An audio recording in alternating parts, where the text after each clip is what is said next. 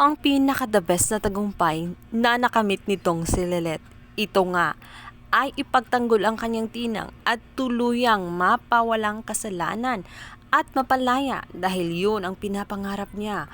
Ang makasamang muli ang kanyang tinang Ses dahil alam niya sa kanyang sarili na inosente yon at idinidiin lamang siya sa kasalanan na hindi naman talaga niya ginawa. Kaya naman nagpapalakpakan na ang buong mag-anak ng mga Matyas dahil sa nagawang tagumpay nitong si Lelet. At proud na proud sila nito dahil bukod sa nalaman nila na talagang itong si Mrs. Montenola ay naghahanap lang pala talaga ng masisisi sa kanyang anak. Ngunit ang totoo pala talaga ay siya ang may kasalanan at siya ang dapat sisihin. Ngunit ang higit na mas natuwa ay itong ang si Calorena. Hindi na bale kung anong nangyari. Ang importante umano ay naipakita ni Lelet ang galing niya bilang isang abogado at nalaman ng buong mundo na kung gaano siya kagaling. At nagawa nga niyang ipanalo ang kaso. Natalo pa niya ang isa sa pinaka hinahangaan na abogado na ito ngang si Meredith. Yun nga ay siya na ang tinaguriang Lady Justice dahil natalo niya.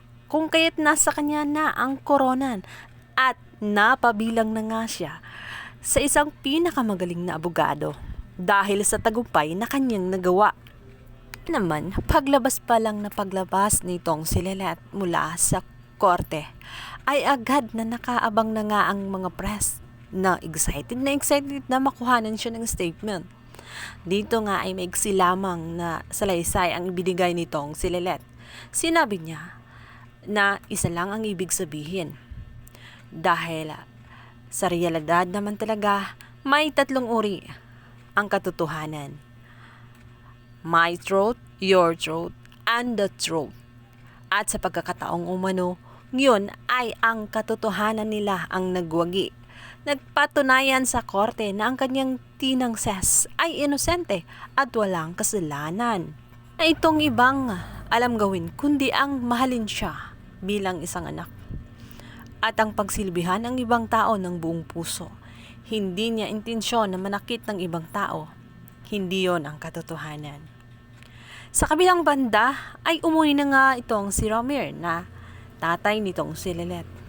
Dito naman ay pagtatagpuin ng tadhana itong si Meredith at itong si Romir na matagal nang hindi nagkita ng mahabang panahon. Buhat nang nabuntis itong si Meredith at naiwan ang kanyang anak sa isang kaibigan. Wala nang sumusunod pa po sa kanilang dalawa maliban sa mga araw na iyon. Kung kaya't nag-imbestiga itong si Romir at doon niya nalaman na si Meredith at ang dati niyang nakasama dati ay iisa, kung kaya't sigurado siya na itong si Meredith ang nag-iisang ina nitong si Lelet. Kung kaya't nagmamadali siyang puntahan itong si Lelet nang sa ganun malaman ni Lelet ang katotohanan sa likod ni Meredith at sa likod niya. Bagay na mahihirapan itong si Romir, lalo't itong si Lelet ay ayaw na makita itong si Meredith dahil na rin sa hindi magandang pag-uugali nito sa kanya. Kung nga ay mapipilitan si Romir na magmamakaawa dito kay Lelet, alam niya sa kanyang sarili na hanggang ngayon hindi pa rin napapatawad ni Lelet ang kanyang ama dahil na rin sa marami itong naging atraso sa kanya at pinabayaan siya ng mahabang panahon kung kaya't nanatili siyang mag-isa.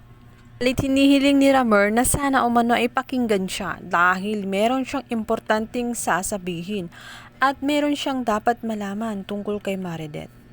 Matatanggap kaya nitong si Lelet itong kanyang ina na si Meredith? Gayong marami na itong itinanim na hindi magandang gawi sa kanya na siyang dahilan kung nagtanim siya ng sama ng loob dito.